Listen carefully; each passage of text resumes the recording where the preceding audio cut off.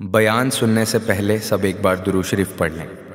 اعوذ باللہ من الشیطان الرجیم، بسم اللہ الرحمن الرحیم،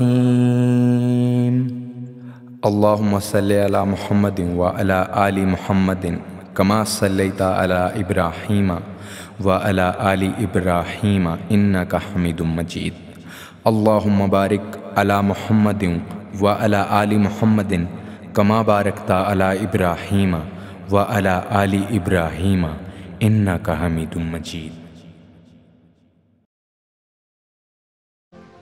کوئی شوگر کی پٹی بھی باندھ نہیں تھا۔ حضرت ایوب 18 سال بیمار رہے۔ زوجہ کہنے لگی دعا کر لو، تو آپ فرمانے لگے بی بی سے کہ صحت کتنی دیر رہی؟ اس نے کہا 60 سال۔ تو آپ فرمانے لگے ذرا بیماری کو بھی 60 سال گزر لینے دو، پھر دعا بھی کر لیں۔ یہ دعا کی، اللہ یہ لفظ کہے، اللہ نے صحت دے دی، تندرستی آ گئی۔ ایک دن گھر میں بیٹھے بیٹھے زوجہ کہنے لگی کہ ایوب یہ بتاؤ دکھ اچھے کہ سکھ؟ آپ فرمانے لگے سارے دن ہی اللہ کے ہیں، پر دکھ بڑے اچھے تھے۔ مجھ سے پوچھو تو دکھ بڑے اچھے تھے۔ کہا کس طرح؟ تو حضرت ایوب فرمانے لگے جب میں بیمار تھا تو 24 گھنٹے میں ایک دفعہ میرا رب میرا حال پوچھا کرتا تھا۔ ایک دفعہ میرا اللہ پوچھتا تھا ایوب تیرا حال کیا ہے؟ فرماتے ہیں 12 گھنٹے تو لذت ہی رہتی تھی کہ میرے رب نے میرا حال پوچھ لیا ہے، اور اگلے 12 گھنٹے میں انتظار کرتا تھا مالک حال دوبارہ کب پوچھے گا۔ فرمانے لگے اب صحت تو ہو گئی ہے، پر اب میرا رب میرا حال تو نہیں نہ پوچھتا۔ بھائی مشکلات جو ہوتی ہیں وہ تو تجھے سجا دیتی ہیں، سوار دیتی ہیں۔ تجھے یاد آتا ہے کوئی اپنا، جب تجھے درد ہوتی ہے نا، تکلیف ہوتی ہے، پھر تیرا دل کرتا ہے کوئی کندھا ملے جہاں میں سر رکھ کے رہوں۔ پھر اسی لیے تو کسی درویش سے کسی نے پوچھا تھا اپنا کون ہوتا ہے؟ تو کہا جو تجھے دکھ کے وقت یاد آئے وہ تیرا اپنا ہے، جو تجھے عین آزمائش کے وقت یاد آئے اور تجھے اس کا نمبر فوراً تیرے موبائل پہ چلنے لگے وہ تیرا اپنا سجن ہے، جس کو تو دکھ کے وقت یاد کرے۔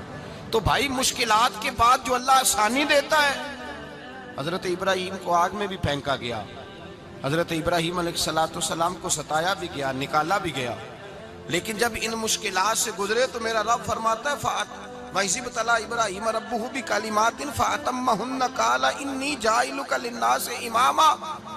کہا جب ابراہیم پورے اترے تو پھر ہم نے انہیں امام بنا دیا۔ یا اللہ کس طرح کی امامت دی؟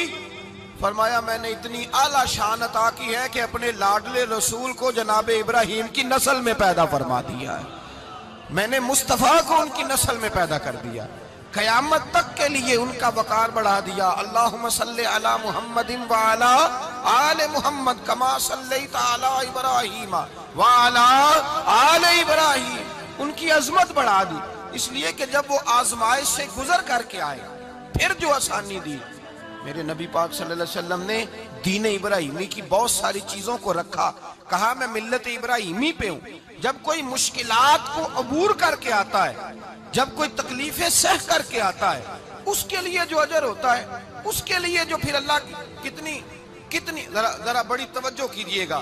لوگ سمجھتے ہیں فلاں آدمی مشکل میں ہے تو شاید مشکل میں ہی رہے گا، فلاں آزمائش میں ہے تو شاید میرا اللہ فرماتا ہے ایک مشکل دے کے میں 2 آسانیاں بھی دوں گا۔ تم مشکل دیکھ رہے ہو، مشکل نہ دیکھو، وہ جو اس کو بعد میں آسانی آنے والی ہے، اور ڈبل جو میں اس پر نعمت کرنے والا ہوں اس کو دیکھو۔ حضرت یوسف کو بھائیوں نے کنویں میں ڈال دیا تھا، اور جب کنویں سے نکلے تو مصر کے بازاروں میں بکے، اور پھر زلیخا نے الزام لگایا تو حالات بگڑ گئے، حضرت یوسف کو جیل جانا پڑا۔ کتنی کٹھن زندگی تھی، لیکن میرے مالک کو کچھ اور ہی منظور تھا۔ کنویں میں گرنے والے، بازار میں بکنے والے، جیل میں جانے والے، الزام لینے والے جناب یوسف کو رب کریم نے اسی مصر کا بادشاہ بنا دیا، اللہ پاک نے اسی مصر کا حکمران بنا دیا۔ یاری تیری سونا ہے پر ازمیشاں تیریاں اگ، اے سونا پرکھیا جاوند آئی پہلو نال اگاں دے لگ۔ اس کے لیے تھوڑا سا جتن کرنا پڑتا، تھوڑے کٹھن حالات سے گزرنا پڑتا، تھوڑی آزمائشوں کا روپ دیکھنا پڑتا۔ ہم چاہتے ہیں کہ ہمیں چھیڑے کوئی نہ کوئی تکلیف نہ آئے، کوئی آزمائش، یہ ہو نہیں سکتا میرے بھائی۔ نامی کوئی بغیر مشقت نہیں ہوا، 100 بار جب عقیق کٹا تب جا کر نگی ہوا۔ ہم چاہتے ہیں کہ ہمیں کچھ بھی دقت نہ آئے، مشکلات نہ آئے، اور مشکلات تو انسان کو سنوارتی ہیں۔ بھائی وہ تو نکھارتی ہیں. کبھی پوچھا کرو جا کر کے کسی گندم کے دانے سے کہ تو کہاں کہاں سے ہو کے آیا ہے, کہاں کہاں سے نکل کے آیا ہے, تو وہ بتلائے گا کہ بڑے مشکل مراحل سے گزرا ہوں اور پھر اللہ نے مجھے طاقت دی ہے کہ میں انسان کے وجود کا حصہ بناؤں. تو بھائی کٹھن مراحل, آزمائشیں, تکلیفیں یہ انسان کو بڑا انسان بنا دیتی, یہ اس کے لیے ترقیوں کا پیش خیمہ ہوتی. ہمارے جوان پریشان ہو جاتے ہیں, عورتیں خاص کر کے اس بات پہ توجہ کریں, وہ بڑی جلدی غم لے جاتی ہیں. وہ کہتی ہیں جانے میرا کچھ ہوگا ہی نہیں, جانے میرا کچھ ہو ہی نہیں سکتا. میرے بھائی درجنوں اور بیسیوں لوگ ایسے ہیں جن کی اولادیں نہیں تھی لیکن نام ان کا ان سے بھی زیادہ ہے جو بڑے بڑے صاحب اولاد. حضرت خواجہ معین الدین اجمیری کو جانتے ہیں آپ لوگ؟ نہیں, جو جانتے ہیں وہ بولیں. جانتے ہیں جی؟ لو جی کافی سارے جانتے ہیں, تھوڑے جی رہ گئے نا. جانتے ہیں نا خواجہ صاحب کو؟ ان کے کسی بیٹے کو جانتے ہوں؟ نہیں جانتے, نہیں جانتے, نہیں جانتے آپ ان کے بیٹے کو. حضرت خواجہ معین الدین اجمیری رحمت اللہ تعالیٰ علیہ کے بیٹے کو نہیں جانتے, لیکن ویسے آپ ہندوستان میں کسی آدمی کو چھیڑ کے دیکھیں وہ کہے گا میں خواجہ صاحب کا روحانی بیٹا ہوں, میں اولاد. حضرت غوث اعظم رضی اللہ تعالیٰ عنہ کی اولاد کو کم لوگ جانتے ہیں, لیکن آپ ویسے کسی کو پوچھ کے دیکھیں 11ویں والا پیر کون ہوتا ہے, ہر آدمی ہاتھ اٹھا کے بتائے گا خدا کے فضل سے ہم پر ہے سایہ غوث اعظم کا, ہمیں دونوں جہاں میں ہے سہارا غوث. لوگ جھوم کے بتلائیں. میرے بھائی یہاں لوگ پریشان ہو جاتے ہیں کہ اولاد ہوگی تو یہ ہوگا, فلاں ہوگا تو یہ ہوگا. بھائی ایسی کوئی بات نہیں. میرے پاس پیسے ہوتے تو میرا ابا بیماری سے فوت نہ ہوتا. جو مالدار ہوتے ہیں تو کیا وہ بچ جاتے ہیں؟ حضرت اسرائیل انہیں چھوڑ جاتے ہیں؟ او خدا کے بندے تو کیسی بات کر رہا ہے. یاد رکھ یہ جو آزمائشیں ہوتی ہیں, یہ جو تکلیفیں ہوتی ہیں, یہ جو تھوڑے سے مشکل حالات ہوتے ہیں. حضرت یونس علیہ السلام کی دوستی ہوگی حضرت جبریل امین سے, تو جناب جبریل ملنے آئے. حضرت یونس علیہ السلام فرمانے لگے جبریل میرا دل کرتا ہے مجھے اس بندے کی ملاقات کرا جو اللہ کا سب سے زیادہ عبادت گزار بندہ ہے. حضرت جبریل امین لے گئے دور دور فلسطین کے علاقے میں اور لے جا کر ایک بندے سے ملاقات کرائی جس کی دونوں آنکھیں بھی کوئی نہیں تھی, دونوں بازو بھی کوئی نہیں تھی, دونوں پیر بھی کوئی نہیں تھی, اور اس بندے کی زبان پر لفظ بڑا کیا جاری تھے, یا اللہ تیرا شکر ہے, یا اللہ تیرا, بول کے کہیے یا اللہ تیرا, اے اللہ تیرا شکر ہے. شکر شکر کر رہا تھا. حضرت جناب سیدنا یونس علیہ السلام کہنے لگے میں نے تجھے عبادت گزار کو ملانے کو کہا تھا, تو کہاں لے آیا؟ حضرت جبریل کہنے لگے یا یونس یہ ہر چیز جانے کے باوجود اپنے رب کی رضا پہ راضی ہے. اس وقت دنیا میں نبیوں کے بعد جس سے اللہ سب سے زیادہ پیار کر رہا ہے وہ یہی بندہ ہے. یہ اپنے رب کی رضا پہ راضی ہے. اے تن میرا کنگی ہووے تے میں زلف سجن دی واواں, تے پوش میرے دی جتی بن جائے تے میں یار دی قدمی آواں. مارو مارو مینو مار مکاؤ کوئی عذر نہ پیش لے آواں, تے جے سونا ہی میرے دکھ وچ راضی, جے سونا ہی میرے دکھ وچ راضی, جے سونا ہی میرے دکھ وچ راضی تے میں سکھ نو چلے ڈاواں. مالک ہی جب اس حال میں راضی ہے تو بس ٹھیک ہو گیا, ٹھیک ہو گیا. وصل اچھا ہے نہ فراق اچھا ہے, بس جس حال میں محبوب رکھے وہی حال اچھا ہے. بس جس حال میں انہوں نے رکھا بات ٹھیک ہو گئی. اس میں اب انسان شکوہ کرتے پھرے کہ یہ کس طرح ہے وہ کس طرح, اپنے آپ کو مطمئن رکھا ہے. مشکل کے بعد جو آسانی حضرت لقمان حکیم, ان کے نام پر قرآن مجید کی پوری سورت ہے. حضرت لقمان حکیم علیہ رحمہ آپ اپنے بیٹے کو نصیحت کر رہے تھے, کہنے لگے بیٹا کو مشکل آئے تو گھبرانا نہیں, کوئی مشکل آئے تو کرے بیٹوں کو سمجھ آ جائے کہ مشکل آئے تو, سمجھ آ رہی ہے بات کی, مشکل آئے تو. اور کیا خوبصورت جملے, بیٹے کو بٹھا کے کہتے ہیں بیٹا چھوٹی مشکل آئے گی تو اللہ بڑی مشکلات آسان کر دے گا. سمجھو چھوٹی مشکلات آئیں تو اللہ نے بڑی مشکلیں اس نے آسان کر دی. اور آپ کو بتاؤں اصل انسان ہوتا ہی وہ ہے جو مشکلوں میں جینے کا ڈھب سیکھ جاتا ہے, وہ بن جاتا ہے, جو کرب کے حالات میں جینے کا سلیقہ سیکھ جائے. اپنے بچوں کو یہ سمجھانا, حضرت لقمان بیٹے مشکل آئے تو گھبرانا نہیں, بڑی کو ٹال دیتی ہے, وہ نیکی کا اور آسانی کا پیش خیمہ ہوتی ہے. اللہ اس کے بعد آسانی سمجھا رہے ہیں. کچھ دنوں کے بعد کہنے لگے آؤ فلاں اللہ کے نبی کی ملاقات کو چلیں, فلاں نبی علیہ السلام سے ملنے چلتے ہیں. اس زمانے میں جو نبی تھے ان سے ملنے چلے گئے. بیٹے کو بات یاد تھی, گھوڑے پہ بیٹھے, इमाम इब्ने जौजी ने इसको लिखा है। घोड़े पे बैठे थे दोनों के पास घोड़े थे।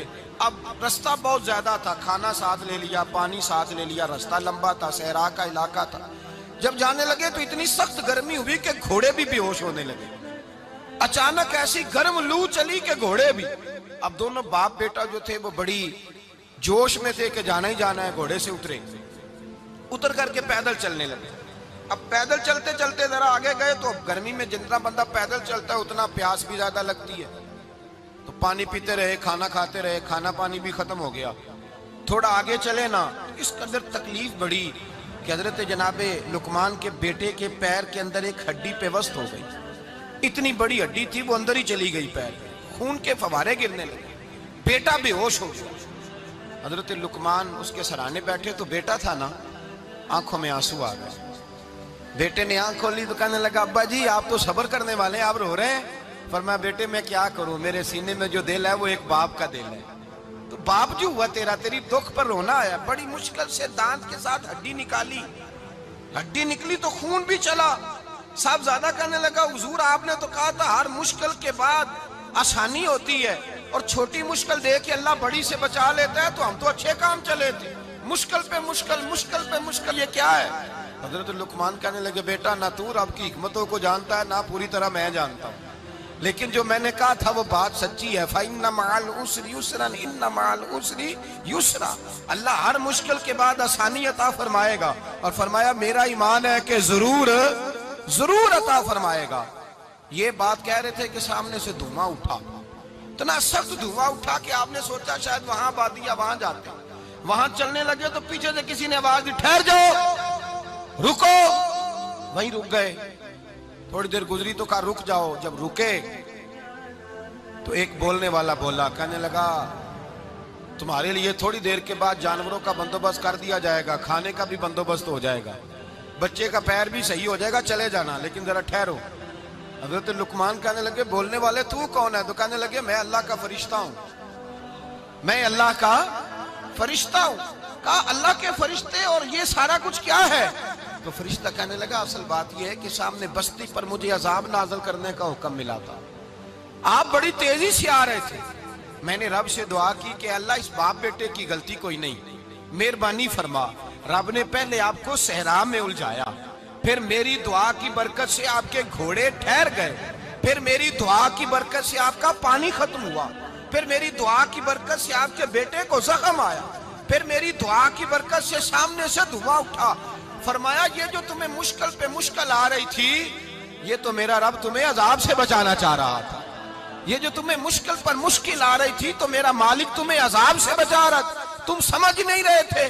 हजरत लुकमान ने बेटे की तरफ देखा तो बेटे कहने लगे, अब्बा जी बात बिल्कुल सच्ची है, अफदलु ज़िक्र ला इलाहा इल्लल्लाह, ला इलाहा इल्लल्लाह। और फिर पढ़ने लगे, हस्बुनल्लाहु व निअमल वकील, निअमल मौला व निअमन नसीर। ये विर्द होने लगे। भाई जब तुझे मुश्किल आती है, आजमाइश आती है, तो उस वक्त समझता है पता नहीं मेरे साथ क्या बनने लगा है। अल्लाह तबारक व तआला छोटी मुश्किल दे के तुझे बड़ी से महफूज रखता है, छोटी बीमारी दे के तुझे बड़ी से महफूज रखता है। बल्कि मैं एक दफ़ा एक तकलीफ में, एक आजमाइश में मुब्तला हो गया, तो मैंने अपने हजरत से कहा कि हुजूर सारे दुख इकट्ठे ही आ गए, क्या किया जाए? तो आप फरमाने लगे, बड़े खुश नसीब हो, जवानी में अल्लाह ने दुख दे दिए, बुढ़ापे में आए तो बर्दाश्त नहीं होते, ये तो बड़े वक्त पे आ गए, शुक्र अदा करना चाहिए, उस जमाने में बर्दाश्त नहीं होते, अब आसानी है, इनको बर्दाश्त करो, हिम्मत करो। मेरे भाई याद रखें, आजमाइशें, तकलीफें आपको बड़ा करने के लिए आती हैं। हम आजमाइश को बुरा जानते हैं, दुख को बुरा जानते हैं, दुख तो बड़े प्यारे होते हैं, ये रोने का सलीका सिखाते हैं, ये अल्लाह को मनाने का तरीका सिखाते हैं, ये मस्जिद में जाने का। वो जो सुखी बंदा है ना, सुखी, मुझे एक साहब कहने लगे, दो किस्म के लोग मदीने से आते, मदीना शरीफ पूछने लगे, कहने लगे, हजरत जी दो किस्म के बंदे हैं, कुछ वापस जाते हुए तड़प रहे हैं, कुछ तस्वीरें खींच रहे हैं रुखसती के वक्त, फर्क क्या है? तो मैंने कहा, वो जो तस्वीरें खींच रहा है वो अमीर आदमी है, उसे पता है कि मैं फिर टिकट ले लूंगा, महीने के बाद फिर आ जाऊंगा, और ये मदीना छोड़ते हुए तड़प रहा है, ये कोई गरीब है, ये कह रहा है पता नहीं दोबारा मौका मिले कि ना मिले, ये दुखी है, ये आजमाइश में दुखी। सुखी बंदा तो मक्के जाके नहीं रोता, वहां भी खड़ा है, डट के खड़ा, दुखी कोई नहीं तो रोए कैसे? روئے کیسے؟ دکھیے دی گل دکھیا ہی جانے، دکھیے دی گل، کیا خوبصورت لفظ ہے میاں صاحب کی، اور لفظوں میں حسن دیکھے کہنے لگے دکھیے دی گل اے دکھیا ہی جانے تے سکھیے نو کی خبراں، تے یار جنہاں دے موت نے مارے روندے نہیں تک تک قبراں۔ یہ مشکل مرحلہ ہوتا ہے، جب انسان تکلیف میں ہوتا ہے پھر اسے احساس ہوتا ہے، اور تکلیف والے کو ہی تکلیف والے کی تکلیف کا احساس ہوتا ہے۔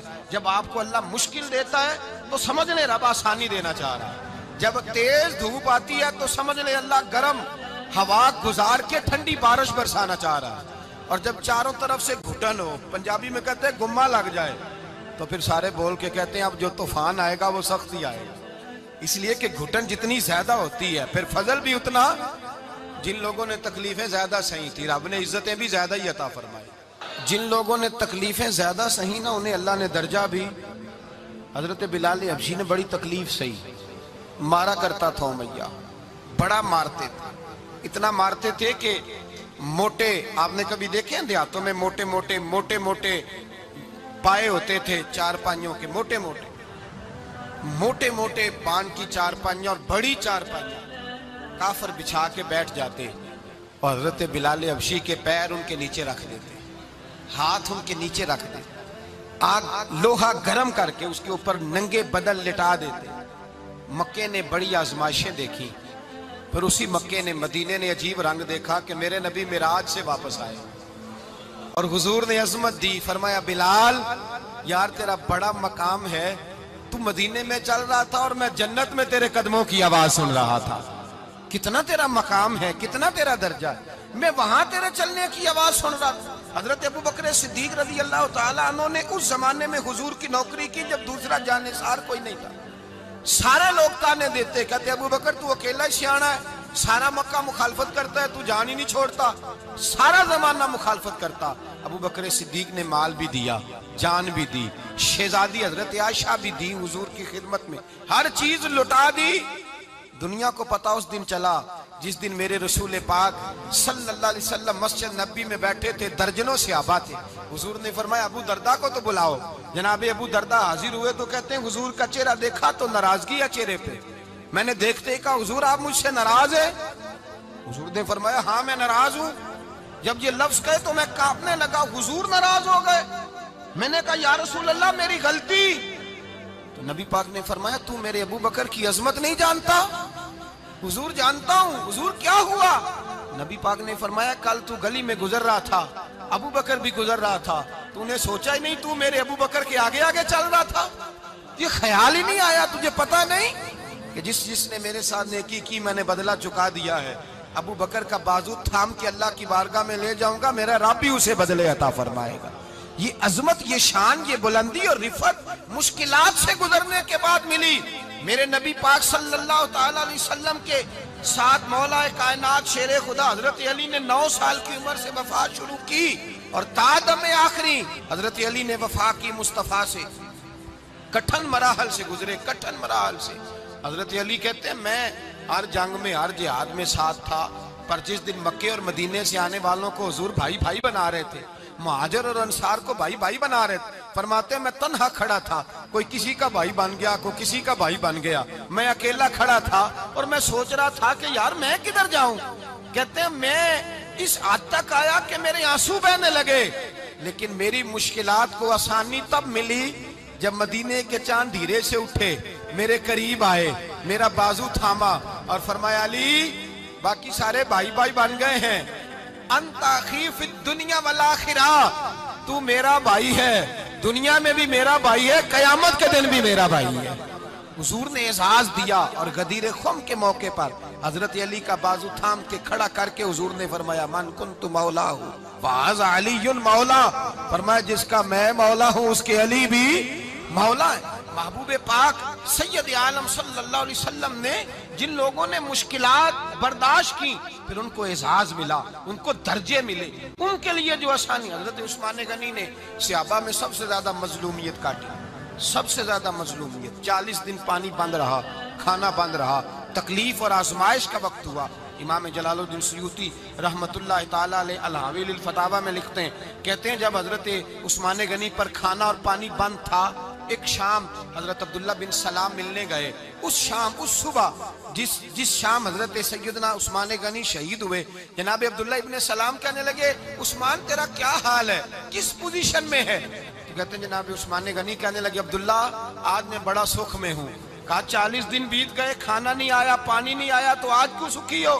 فرمانے لگے آج مدینے کی سامنے والی گلی میں نے مصطفیٰ کا دیدار کیا ہے، اور نبی پاک صلی اللہ علیہ وسلم نے فرمایا عثمان اگر تو کہے تو تیرے لیے پانی کا بندوبست کر دیا جائے، تیری مشکل آسان ہو جائے، اور اگر تو کہے تو تیرے لیے وہ آسانی کی جائے کہ آج تو میرے پاس آ کے روزہ افطار کر لے۔